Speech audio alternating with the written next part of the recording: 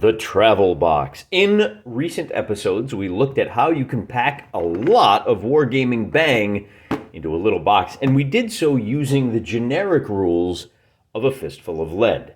Today, I want to show you the advanced Dungeons and Fistful of Dragons Lead Might and Melee. Now, notice this is book 1 for Fistful of Lead Fantasy. If you really want to take this game to the next level, this deals with primarily, this is really good, not just for fantasy, but for any kind of Dark Ages. You could probably even use these rules going back into the more classical era, but also anything up through late medieval, I would think. This would be perfectly suitable for basically the invention of gunpowder. But if you really want to get your fantasy fulfilled, you need to get a copy of book 2, which adds magic. Look at these guys. Look at these spellcasters. You don't want to get in their way. And of course, I said it was a trilogy, like all good fantasy novels are. I shouldn't say that. After all, Poul Anderson's King of Elfland's Daughter. Wait, is that Poul Anderson? Rolf Krakke's saga is... Who wrote King of Elfland's... No, that's Lord Dunsany. Excuse me. If you haven't read King of Elfland's Daughter, just turn this off, go read the book. It's not long, and then come back a better man. We also have monsters and mazes. This adds some additional rules for everything from dungeon crawls, and it's got a whole bunch of stats for the monsters you need. So we're going to take a look at what these 3 books add to your Fistful of Lead experience today, and we're going to do it using a tiny little box. The 2 forces we're going to pit against each other look a little something like this. The 2 fellas in the center are both master sorcerers. We'll see how those work as we play. The guy on the right, as you can see, he's wearing a dark cowl. He follows the path of the dead. When I activate him with a spade card, he gets a +1 on his casting. Because he's a level 3 caster, he's going to be successful on a 3-up. He's also a veteran, meaning the only time he's going to fail to get off his spell is if he rolls a 1 on a d12. The Master of Fire over here, same thing, rolling a d12. If I activate him on a diamond, he can drop fireballs. And I'm not going to go through all the list of things. I just want to kind of give you the basic outline of what these characters are like. This mummy here is a minor threat. We're going to treat him like a sergeant. He is classed as wearing heavy armor, although it's really just those cloths. He's a pugilist, so even though he doesn't have a weapon, he's treated as having a weapon. If you don't have a weapon in this game, you're at -1 on your melee rolls. He will be using a d10 on his attacks. And he also has Flurry of Blows. If he delivers a shock marker to an opponent, he immediately makes a second attack. And all of the undead on the right side of your screen are soulless. That means they don't worry about shock. They don't inflict shock markers. However, they are, well, let's see. Their opponent, they're also really bad at defending themselves.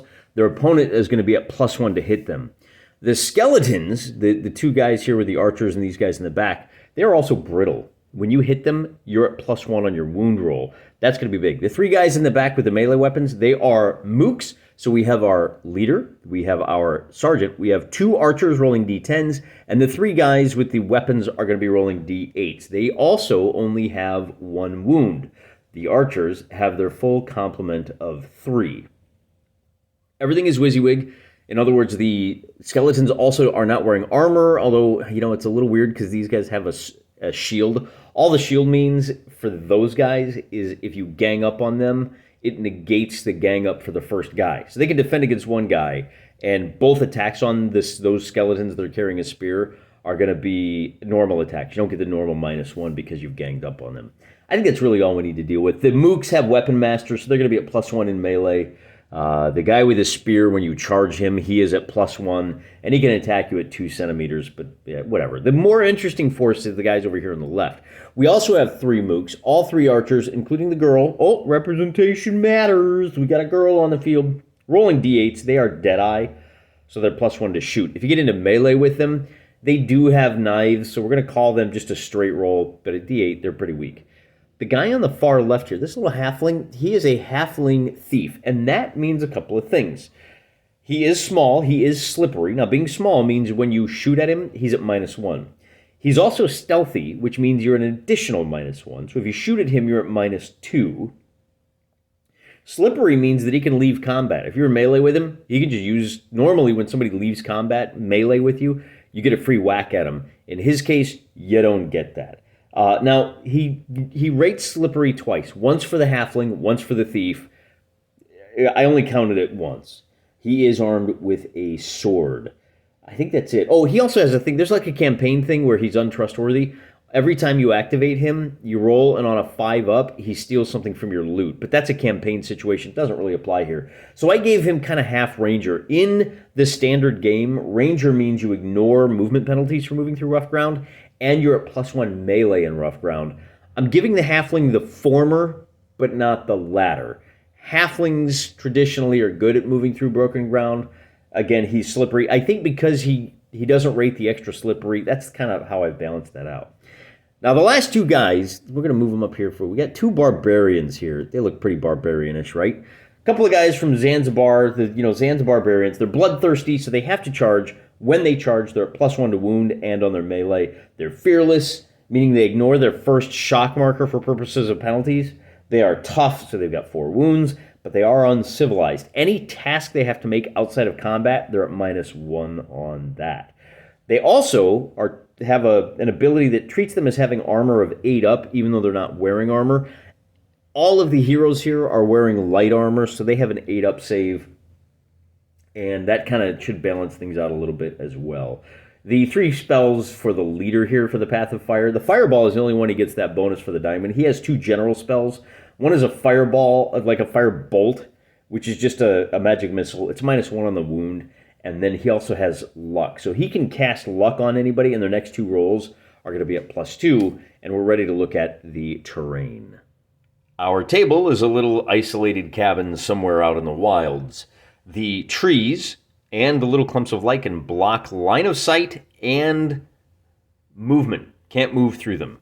The rough ground over here does not block line of sight, although obviously the lichen does. The swamp over here also does not block line of sight, nor does the stream. All of those are classed as rough ground, meaning it costs 2 centimeters to move 1 centimeter. It does cost 3 to clamber over the stone walls. They do provide cover.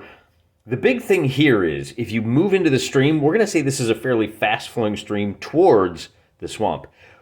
Anytime you move into or through the stream in any way, other than at the swamp, the bridge, or the little brown, you see that there? That's a ford. You can cross those without issues. No penalty for moving across the stream. But if you're anywhere else, you have to make a task roll of 5 or better. If you don't, you take an automatic roll on the wound chart, just a straight roll, and you are going to be washed 6 centimeters towards the swamp. So it'll dump you out here into the swamp on your next turn. But you have to recover. So when you do move in, we're going to knock you over. Well, do we want to do recovery? Now, let's just say that it moves you 6 centimeters towards the swamp, and you have to take that wound check. And then on your next turn or your next action, you can move as normal. But again, if you have an action to move in and you get moved down, you have to make another action to get out before you move out. That's probably the better way to do it. I think it'll make more sense if we move into there, but I might not because I'm kind of scared to. The next thing we have to figure out is which corner our boys are entering. And we're going to roll 2d10. The Platonic solids only. Remember, if it's greater than 10, subtract 10 from the result. The blue die is going to be for our undead. The red die will be for our party. So the undead get a 2, the party gets a 4, and the party wants to... They're afraid of the big spellcaster, so they're going to start... You know what? I'm just going to roll 1 through 5, 6 through 10, and around the horn. So on a 13, they're going to be starting in this corner down here, and that means the undead are starting up there. Looking at things from the hero's perspective, at least to get this started, for the first turn or 2, it's largely going to be movement. There's a little bit we got to deal with. I want to show you the cards that I dealt out, and if we take this as we're playing double-fisted, then we can nominate, well, let's see, normally you wouldn't know what your opponent has, but just kind of looking at it by inspection, we've got an ace and a king, and we want to go first. So we're going to move a couple of these guys, and then we're going to move those guys over there. But the big thing is for what our strategies are going to be. So I'm not going to worry so much about the activation on this first turn, like activation order. Instead, what I want to do is show you movement. In other words, for the heroes, I'm going to send my melee guys around the left flank and kind of work their way up into the center of the table here. We can send the stealthy guy through the broken ground over here, and the idea is try to get him in contact with the spellcaster before anybody can touch him. Because if we can do a couple of wounds on that guy, it's really going to pay big dividends later. The third mook is over here. Remember, there are 3 archers will activate on the same card, even though they roll and kind of operate independently. You got to move them one at a time. The necromancer over here is perfectly happy to bide his time. I should mention, this game will last 8, 9, or 10 turns. We don't know. I'll explain when we get there. He is a summoner, so if he waits back here in this field, he might be able to bring a couple of more boys into action and really win the battle of attrition at the end of the day. So what he's going to do is move his archers up to here and kind of take up flanking positions on either side. For now, we're going to bring the mummy and these 3 guys. I suppose I should measure. We're going to bring these 3 mooks, these melee mooks. They can move 10. Oh, but you know, they're like 6 away. So I'm going to bring them just over the wall. And I think we'll bring the mummy over the wall as well. We'll bring him into the lead. Little something like that. Now we get to talk about the fun of spell casting. I don't want him to necessarily be there. I'm going to hide him right there. That's his first action. And that will end his turn. We're going to move on to turn number 2 now. I know he only used 1 action. That's fine. We like keeping him safe. I'm going to deal out the top 5 cards of the deck, and that's what he will be activating on. That's important because our Dark Lord over here is going to spend both actions to summon a powerful undead ally. And I got to remind myself, so I'm going to put a little marker down there. He spent 1 turn. It takes 2 turns to summon a powerful ally. And then, you know, that's his first action. So we're down into 3, 4s, 8s, and 9s. But like I said, he's got to roll a d12. And hopefully he doesn't roll a 1 because that would mean he fails and he suffers blowback. So we get a 2, and it's good that we used the spade because he would have failed. No deleterious effect, but he wouldn't have spent this turn getting the spell off. He muffed, you know, right, the obvious reference, Klaatu Barata.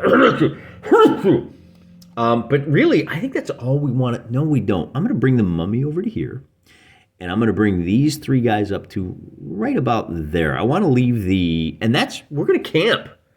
We're going to bring 1 more guy up, and then we'll be able to bring out our enemies. But we're basically done with over here.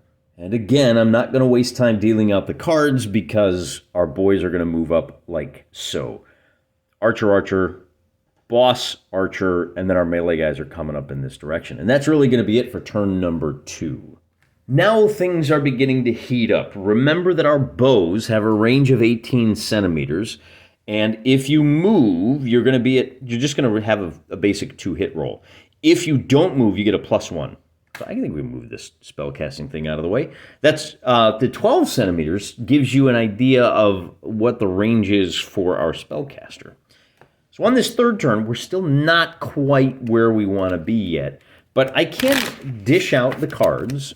Again, I'm just going to deal the 5, and it'll be 1 for the mooks, 1 for the mummy, 1 for the archer, 1 for the archer, and another 1 for our boss. So he gets the spade. And I think with the spellcasters, I might need to deal out the hands and then figure out who gets what. Normally, so here's a Queen of Hearts for a barbarian, an 8 of clubs for the halfling, a King of Hearts for the other barbarian, and then we've got 3 archers with a 10 and a 3 of spades for the fire wizard. It's a little harder to do this when you are so dependent on the suit, and I love that. It adds a lot of flavor to the spellcasters that the generic fantasy game doesn't. I may be able to, I think for the purposes of our solo game, maybe we offer to let the leaders swap a card. And the fun thing is, you might get a 2 of diamonds, which is what our fire wizard wants. But man, I really need to use the diamond, but do I want to wait until the very end of the turn to get that +1 on my spell? Or do I use the King of Hearts so I can get the spell off first? That's where the issue comes in. That's where the fun comes in when you're playing this as a multiplayer game. As I said, we are going to be stuck with the deal that we got, and this barbarian is going to have to charge up to right about, well, we're going to move the card out of the way, don't we? So our barbarian moves up like this. At the conclusion of movement, table looks a little something like this. Our barbarians are taking advantage of the terrain, trying to avoid the line of sight. We'll probably have to sneak up over into this area next turn. And again, right, remember the rough going doesn't block line of sight, but our halfling can move pretty quick. We did shift the 3 mooks over to here. We said, hey, we're gonna take at least we want a couple of shots with our archers before we get stuck in. The big question is, what about the second turn of our Dark Lord casting that spell? He is trying to summon, and with a 7, he is successful. This second spell is at -1, meaning we need a 4 up to save to be successful. Oh, wait a minute. But we're at +1, so it's still a 3. We rolled a 7, we're fine. I am going to add a second marker here. Our big boy needs to wait 2 turns. He needs to rest for 2 turns. That's why we kept him way back there. After the 2 turns is up, he can cast another spell. But what is the result? Well, he has summoned a more powerful version of the undead. This is a skeleton armed with a spear and a sword. He's got heavy armor and a shield. He was rolling d10s. He's got 3 wounds. So we are now ready to go. When you summon a creature, the question I have, I'm looking as I read, is there a range for this? There is. He appears up to 6 centimeters away, which means, based on my little measurement here, he can drop a new friend right here outside of line of attack. And now, as we move on to turn number 4, we have the weight of numbers. So this is my turn counter that I'm using. Not a great deal for our heroes. Our Boom Boom Mage has the king. He's got to go first, unless we want to bring our halfling up. And, well, now here's the other question. We do have an ace over here that can be played as anything. We're going to hold off on that. So no kings of spades, right? We're going to wind up using this king first. And that means, what is the range of our spellcaster? The fireball has a range of 12. It costs 1 action to cast. We are going to drop a luck spell. We are at a 3 up, and that's going to be basically it. So on an 8, we're going to drop a luck spell on this barbarian right here. He now has a +2 on his next 2 rolls, and that burns this King of Diamonds for our spellcaster. He uses his next action to rest, and he is capable of casting another spell. I am going to bring our... and then we've got to... Do we want to hang on to our halfling? You know what? He's slippery. I kind of like the idea of bringing him up here. We're going to use both actions to bring him 10 centimeters to here. And we're going to dare those archers to shoot at him on their activation. He's going to be hard to hit, and he can race up and get stuck in right away. With that done, I think we're going to save this for we want to fire on the jacks. We have line of sight. Are we within 18 centimeters? 18 is right here. We just are. So if we burn this as a jack, then we get a +1. So we're at a total of -2. Well, okay, hold on. A lot of modifiers here. The archer is at -1 for the range, but +1 because he's using both actions. So he is aiming. He does not have... he's brittle, determined, soulless. He does not have anything else. So he's at 0. So we're at a total of -2 to hit because he's slippery and small. We make an opposed roll, and it's D10 versus D10. And with a 6 versus a 2, that becomes a 4 versus a 2. He hits with a 2. He beats him by a 2. And that means we make a wound roll at a standard... what is that going to be? Off by 2. Just a standard wound roll. So we roll the D10, and we get a result of a 6. And that is going to deliver a wounding roll. On a 6, he's going to be wounded. I happen to have some blood markers. Blah. So he falls down, and he is now wounded right here on the edge of the woods. He's going to have to make a recovery roll on the next turn. With the jack done, the next highest card is the 8, and that means we can bring up this unlucky barbarian right here. He can move a total of 10. That's 5. That's to there. That's the 8. And then we are on to... So reposition this so we see that he's on the 5. Now we got to do the pair of 7s.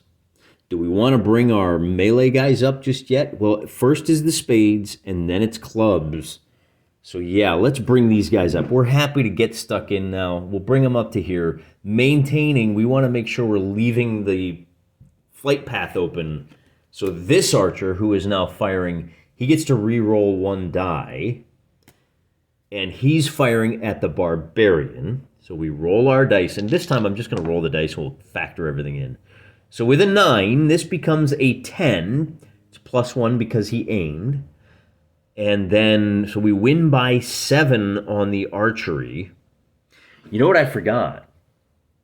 Our halfling has a save of 8 or better. So with a 6, he failed.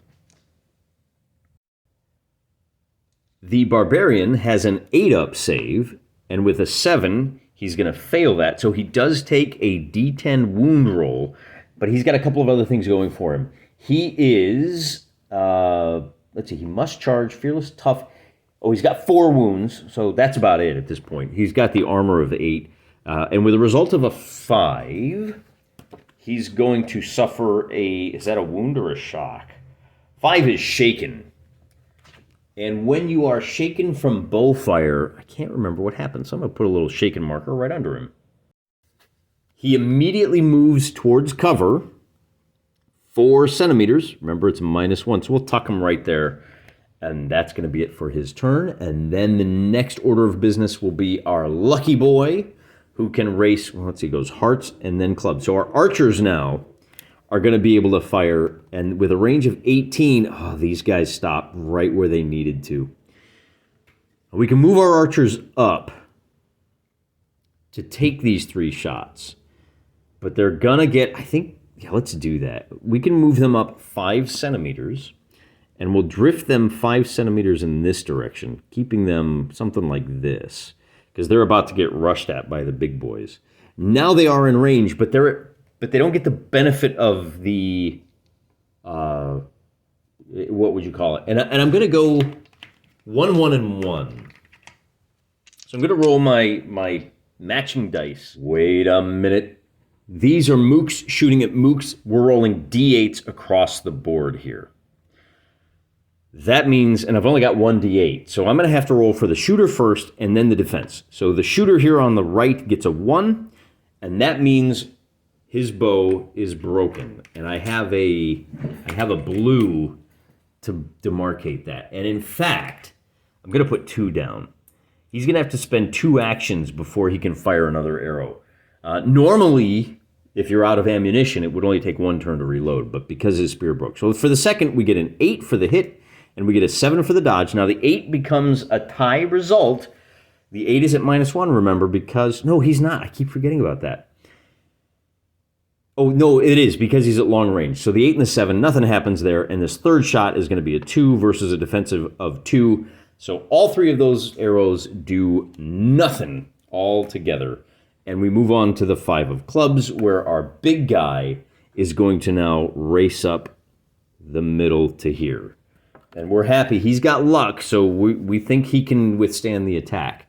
We then have both of our big boys are going to charge the archers. If we can get them into contact with the archers, they'll move basically to here, and then it's going to cost like 3 to get to there, and then 7. So he's a little bit behind. The mummy is a little behind. But if we can get the drop on these archers, we may be able to bust in and score 3 victory points right out of the gate. Our big boy here, we're going to keep him protected. 5 points, right? He's just going to rest, and we are on to turn number 5. We're on to turn number 5. There it is.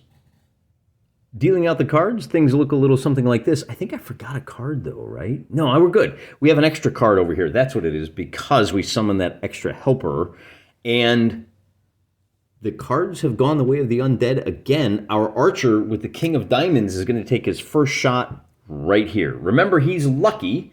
This is going to be D10 versus D10. And we can get a reroll here. I don't know if we need it or not, though. The shot at a 2, at long range, this shot, if he's even in range, there's 18 centimeters. Oh, he's just a little bit out. If I put the 18 right on him, yeah. He's not going to be able to fire. He's going to have to move up to here if he wants to take the shot, and we'll do that. Move him to there, take the shot. He's at a total of, well, he doesn't have the +1 anymore. So -1 to the shot makes this a 0, and our boy, with the result of a 4, now only has an additional +1, which he's probably going to burn pretty quick. Do we want to burn our ace on the guy that's shaken? We do not. We're going to wait until our leader. Remember, leaders can remove a shaken result from anybody within like 6 centimeters of them to start. Unfortunately, that does mean that our other archer is going to get to take a shot, and he's going to have to take a shot. If I look at the line of sight, the brush here is just in the way here. So he's going to have to take a shot at, once again, I wonder, are we in range with an 18? He is just barely in range. Going to give it to him. The archer is going to aim, and he gets a 5. Oh, becomes a 4 because it's long range. And our shaken barbarian gets an 8. He's going to be okay. The shaken marker means he's at -1 to all of his dice rolls. That is the... Oh, we're at +1 to the shoot roll. Didn't do us any good. And then we're on to the jack, +1 to shoot roll. That's this guy, and we did it. We got the drop on these archers. The archers are activating on the 10 of spades. The jack gets to go first. The +1 won't do us any good, but now we are rolling a D10 versus a D8, and this usually doesn't go very well. The D10 gets a 7. The archer gets a 4, and the archer doesn't have, like, he's just got a knife, so that's not going to do him any good. Do we have anything else for that big guy? I forgot to write down the stats for these summoned boys. The guys that are summoned are... now, bear in mind, normally for the summoning, you summon a wraith or a ghoul, which is a little weird. In this case, I'm going to give him, like, one trait. He's got the sword. He's at +1 to melee because of the sword. So this 7 is going to become an 8, and by beating him by 4, the archer has to make a wound check, and the archer only gets to roll. Here's one of the little clever bits of game design here. Because he's a mook, that archer has to roll the d4 on the wound check, meaning instead of having a... Oh, no, it's the other guy. I'm sorry. We roll a d10 for the wound check, and we get a result of a 4. But he won by 4. That becomes a 5. And let's see. Is there anything else we've got for him? Brittle, determined, negative. Okay. That means our archer becomes shook. So he's in trouble. And when you're shook in melee, I don't think anything happens to you, does it? When you are shaken and you are in melee, if it's he has lost courage... The winner has the option of staying in combat or switching positions. We're going to do that. We are going to swap places like this. Push him out because we're hoping to finish him off and then come over here and put more pressure. 5 victory points. We wants it. That's the end of that activation. And now we have the D10, and we can... This is the good news for the good guys. We have the... Well, first we're going to remove the shaken marker as a free action. Something that the leaders can always do. Then we're going to figure out how far away 12 centimeters is because we're casting Fireball on these guys right here. And that means putting ourselves in a little bit of a risk. We got to bring him up to here, but he is flanked by his barbarians. And then we drop the Boom Boom spell. This has a blast radius of 5 centimeters. We activate it on a club, so we don't get it. Oh, and in fact, yeah, if we'd activated it on a diamond... we would get the bonus for that. But we don't. So we need a 3 or better. And with a 5, we're successful. Blast radius of 5. I need to make 3 wound checks on each of these guys. And I'm just going to roll 3. And it doesn't really matter because they're close enough. I'm just going to roll 3 wound checks. Remember, they're not going to be shaken. So the 10 is out of action. The 4 and the 3... The 4 becomes a 5, the 3 becomes a 4, so that's 2 shaken results and 1 out of action. So the spear guy is out, and that is going to be 1 point to Gryffindor. Yeah, that could have gone better. We'll take it. I'm going to put a reload marker down underneath that spellcaster. He needs to take 1 action to rest. So if he doesn't move, he can drop another spell on the next turn. Now we go to, +1 on the, okay, we had to wait, didn't we? Now we want to bring this barbarian into action on the 7. And who's close enough? I'm going to charge him over to here.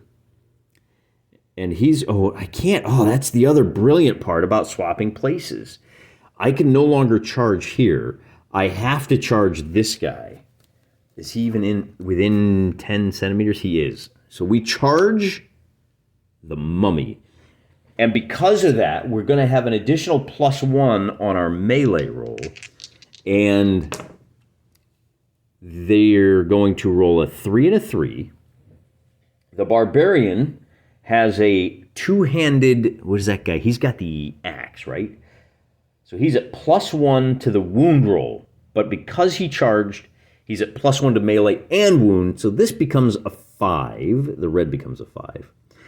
The mummy, what has he got? He's a pugilist. He's soulless. He doesn't have anything. He's got heavy armor, but the axe turns that to light armor.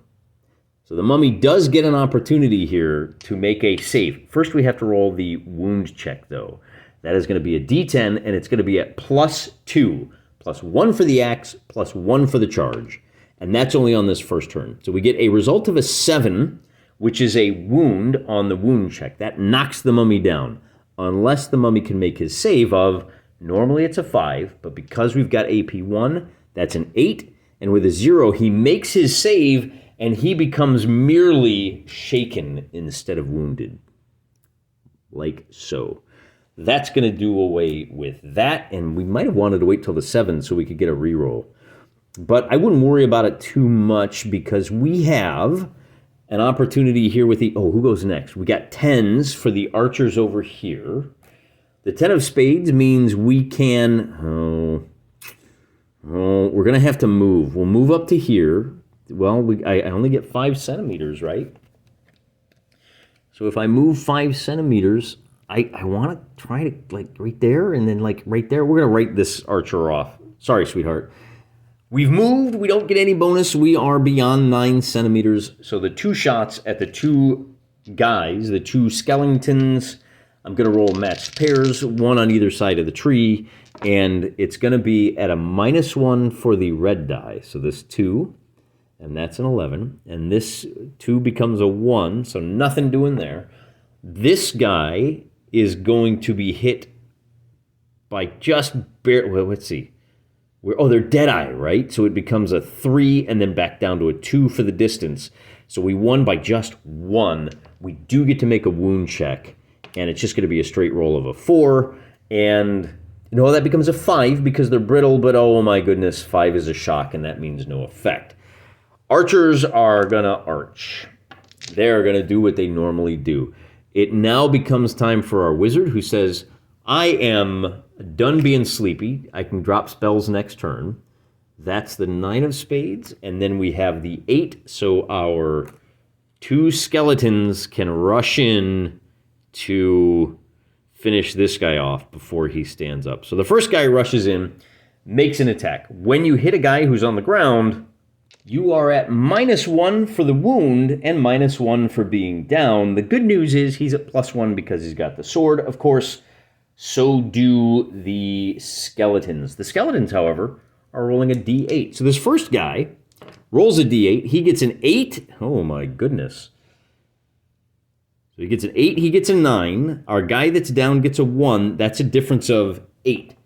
But because he's a mook, he only rolls a D8 for the wound check, and that wound is going to be at +1, so the 7 becomes an 8, and he delivers a second wound, meaning when his friend jumps in to take out the halfling, he is going to be rolling at a total of, well, we got the D8 is a 4, the halfling now is at -3, that becomes a 6, and then the 2 swords negate. So the halfling wins. He can stand up in this case.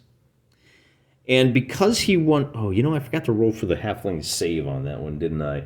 Let me roll a D. If we get an 8, we got a 3, so he didn't make his save. The skeleton, now the good news is he gets to stand up. Oh, there is an additional +1 on that as well. So the wound check that the skeleton gets is just a straight wound check. And with a result of a 1, he takes a shaken, which does no good for Mr. Halfling. And with a 6, it's now time for the mummy to counterattack. The barbarian over here has lost his charge bonus, so he doesn't get that. He's going to be at +1. The mummy is just at a straight roll. That's an 8 versus an 8. The barbarian is going to win this one. Let's see, flurry of blows. I'm just looking to see if there's anything else he's got going for him. He counts his arm, so no penalty there, but by winning by 1, shock marker, -1. The barbarian is going to win by 2, effectively. The barbarian makes his damage roll, and because he has that axe still, he is going to be at +1 on the wound. The mummy is not brittle. Wow, that was pretty impressive. I just knocked that right out of there. And on a result of a 9, the mummy gets to make a save to turn that into a wound. And with a 6, the mummy, that becomes a 5. With the AP1, he needed a 9 to save. That is going to be a wounding check. The mummy falls down and is going to be at -2 on additional combats, which is going to be a problem because our lucky boy gets to bust in with the 5 and try to put that mummy down. And that's going to be a pretty substantial one. Let me put him here. This is the last +2 that he gets. He's going to be a total of +3 versus -3 for the mummy. One, because we've got 2 attacks here. The barbarian with the axe is rolling the D10. This gets a little bit complicated.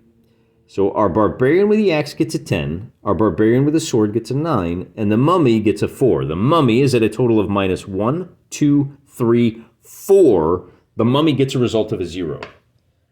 Right? When you've got a friend helping you out, you get an extra +1.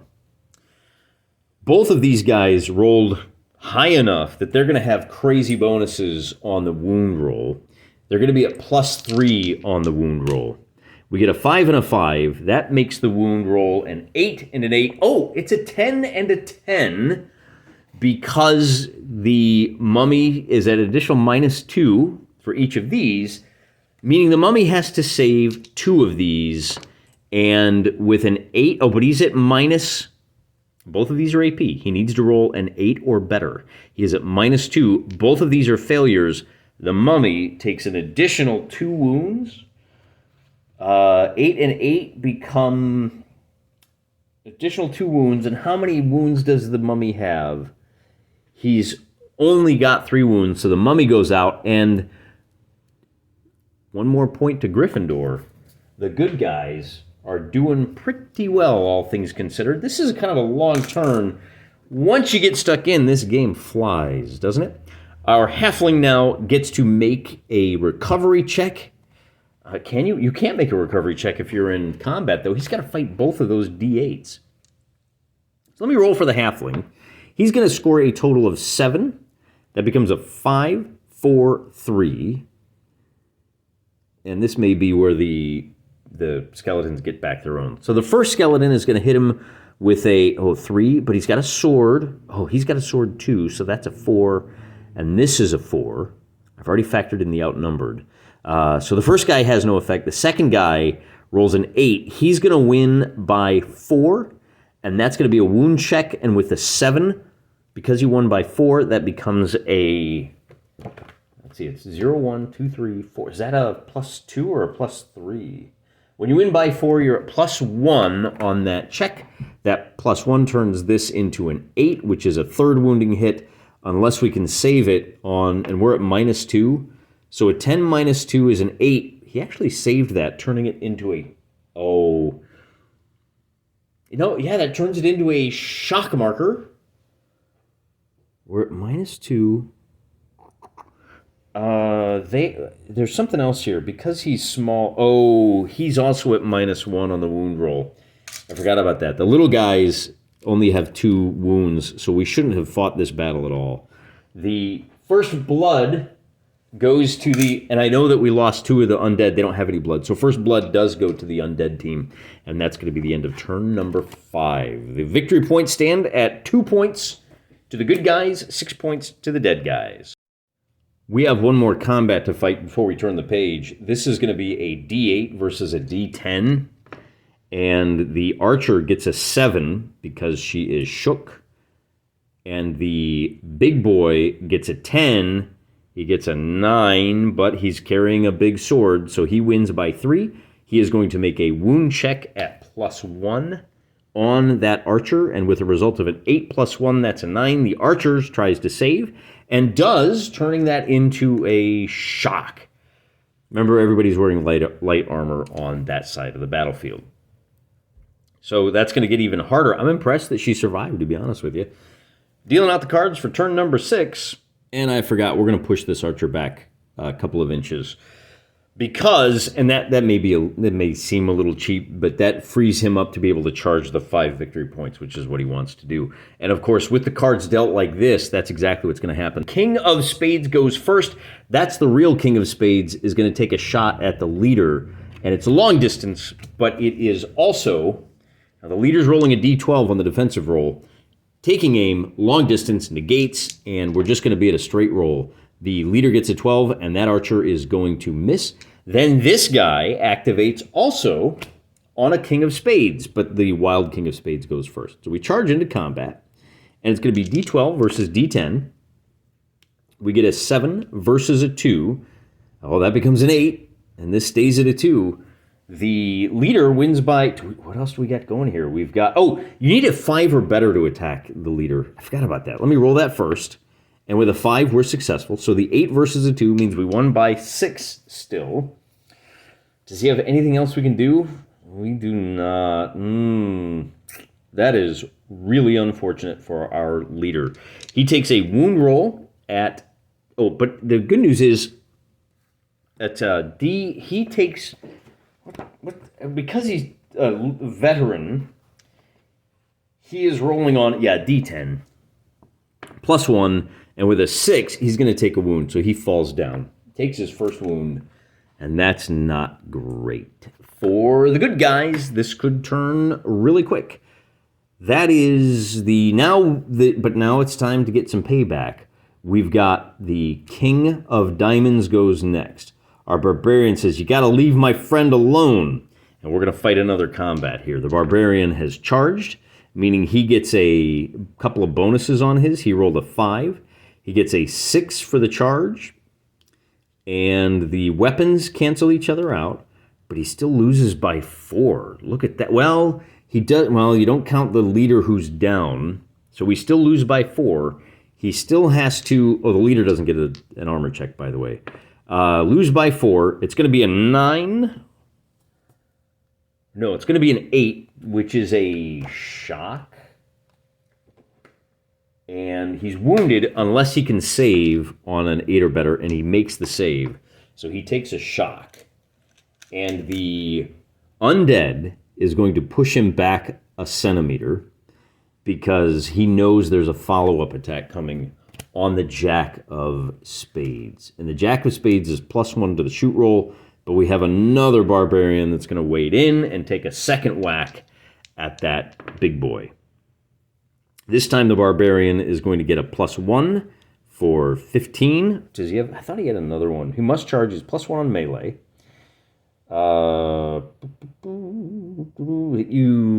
He's only going to be what else do we got going on here? +1 melee, +1 melee. They both are. I think he lost by 1. He's got to make a wound check. And with a 7, that becomes a... Oh, he's got 4 wounds, though, so we got that going for us.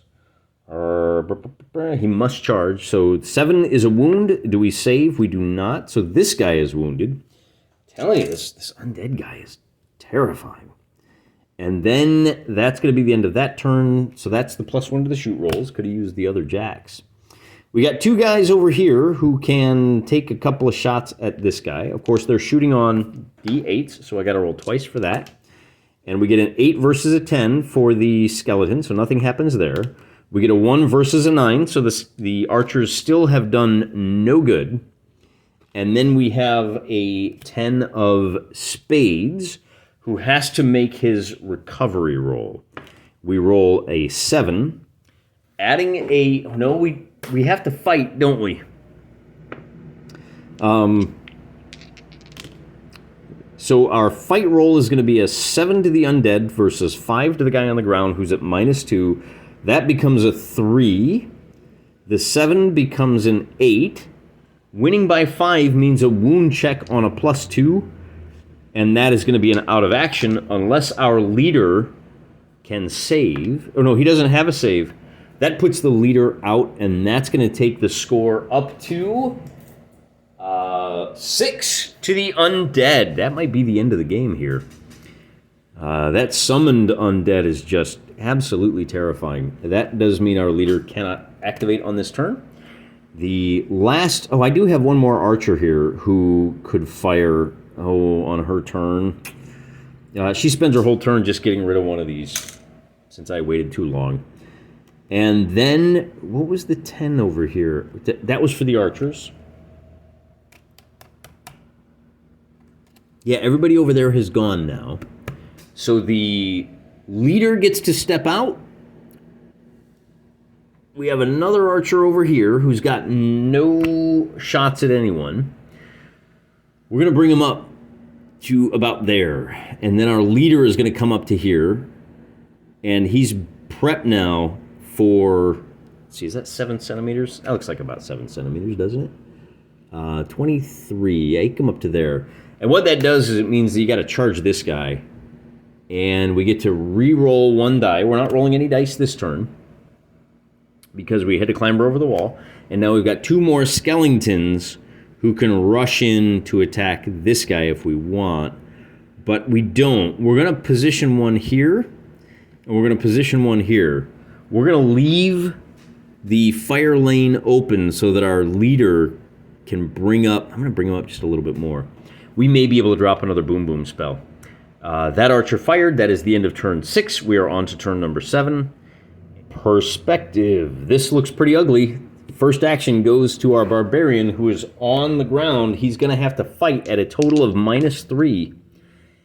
It's going to be a 5 versus 5. He at least survived that. Oh, no. Yeah, no, he's at -1, -2. So he's at a total of -7. So his 8 goes to 6.